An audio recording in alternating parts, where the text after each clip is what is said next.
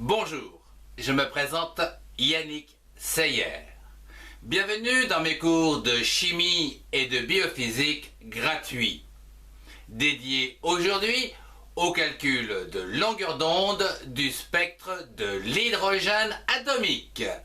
Je vous souhaite un excellent cours à tous. Commençons par un petit rappel.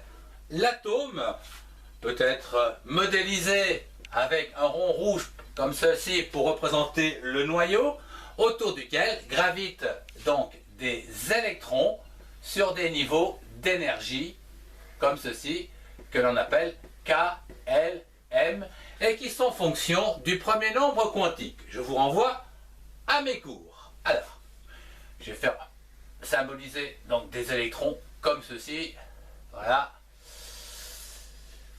pour donner de la contenance. Bien. Alors, je voudrais vous parler en même temps donc, de ce qu'on appelle le diagramme des énergies, où ici, le nombre quantique n, par exemple, n est égal à 1, on va prendre un électron à ce niveau-là, par exemple, et voyons ce qui se passe lorsque, eh bien, il passe donc du niveau 1 au niveau 2, comme ceci. Eh bien, d'une part, il devient excité. Voilà. Excité. Donc ça, standard. Lorsqu'il est excité, pour qu'il devienne excité, eh bien, il faut lui fournir de l'énergie. Sinon, il n'y a pas moyen qu'il décolle. J'ai donc, par exemple, une source lumineuse comme H nu. Un deuxième cas important, lorsque cet électron qui est ici, eh bien, lui, ce qu'il va faire, la seule chose qui l'intéresse, eh bien, c'est de partir. Donc, partir comme ceci. Donc, pour arracher un électron, bon, là, je l'ai mis, alors, n égale 3. On va donc enlever ici. Voilà. On va le remettre par là. Imaginons donc on veut donc à n égale l'infini. Voilà. Qu'est-ce qui se passe? Eh bien, cet électron, une fois que n est égal à l'infini, eh bien, il devient un électron libre. L'atome est dit ionisé. Donc, voilà, ça devient un électron libre par ionisation. Je vous renvoie également à mes cours. Bien. Nous avons vu que lorsqu'un électron donc, fait un saut quantique d'un niveau d'énergie à un autre, comme par exemple de 1 à 2, il faut lui fournir de l'énergie.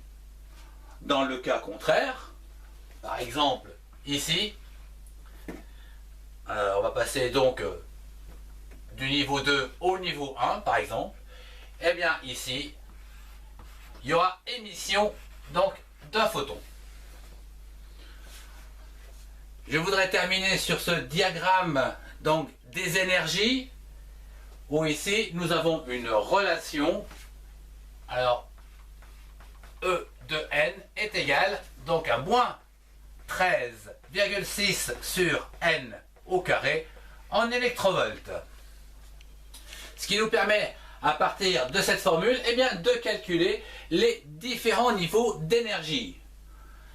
Alors, je vais les mettre en orange peut-être. Ouais. Donc ici, pour n est égal à 1, n au carré, eh bien, ça fait 1. Donc on a moins 13. Donc ici, moins 13,6. Pour n est égal à 2, eh bien, ça sera moins 3,4. Moins 3,4. Alors, après, vous avez moins 1,51 ici, moins 1,51 et moins 0,85 pour n est égal à 4. N égale 5, etc., etc., jusqu'au moment où, eh bien, n est égal à l'infini, il n'y a plus, bien sûr, cette fameuse attraction pour retenir les électrons. Ils sont donc devenus libres, comme l'air. Bien. Revenons sur le sujet du cours concernant le spectre de l'hydrogène atomique. À titre d'exemple, prenons un électron qui va passer d'un niveau d'énergie à un autre afin de placer une première raie de spectre d'hydrogène atomique. Je vous rappelle que lorsqu'un électron, ici, donc on va le faire passer par exemple de N4 à N3, par exemple, voilà, comme ça, ou ici, on a donc une différence d'énergie qui sera toujours prise en valeur absolue entre l'énergie finale moins l'énergie initiale. Voilà. Cette différence d'énergie est égale donc à H nu, ici, donc, H nu, que l'on peut encore simplifier, puisque nu c'est C sur lambda, donc ça donne H C sur lambda.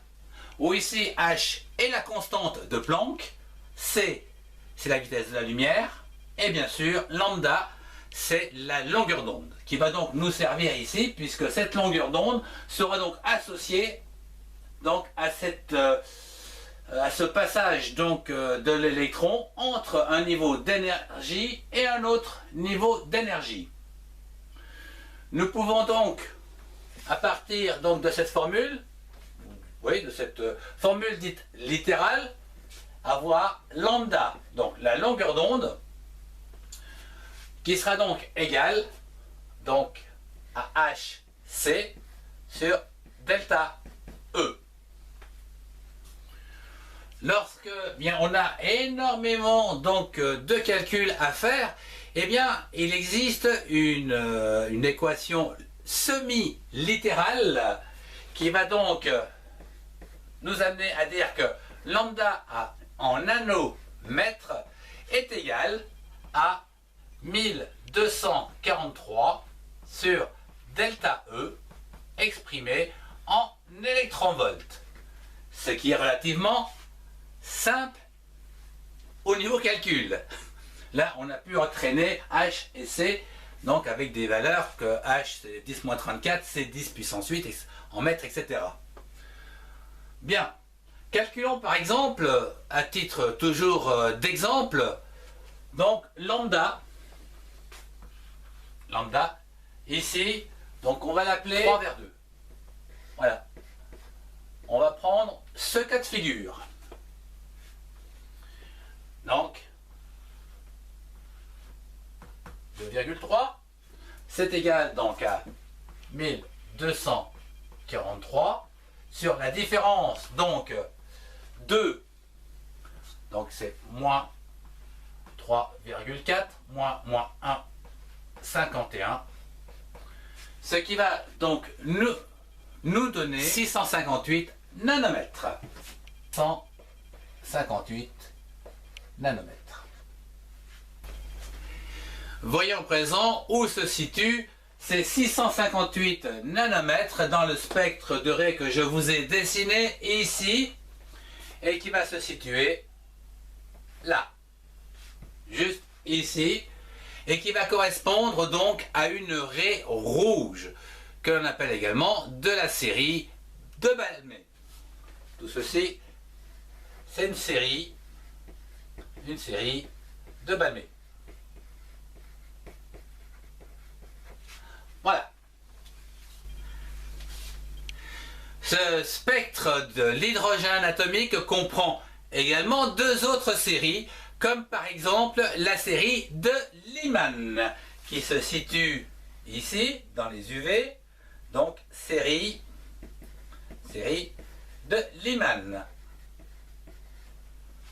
Ou par exemple, on aurait donc le calcul de lambda, on va le prendre ici, donc entre 1 et 2, c'est-à-dire celui-là, donc 1 et 2, qui va donc, après calcul, nous donner 122 nanomètres.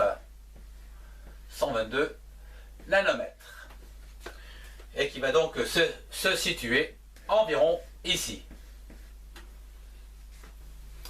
Je voudrais terminer avec une dernière série, celle de Bachène, qui se situe donc ici, donc Bachène. Par exemple, avec un lambda, donc une longueur d'onde, qui elle serait de 3 à 4. Donc, par exemple, de 3 à 4. Alors, on va faire ici, voilà, 3 à 4. Ou ici, après calcul, nous obtiendrions donc une valeur de 1883 nanomètres. 1883 nanomètres. Et qui va donc se situer ici.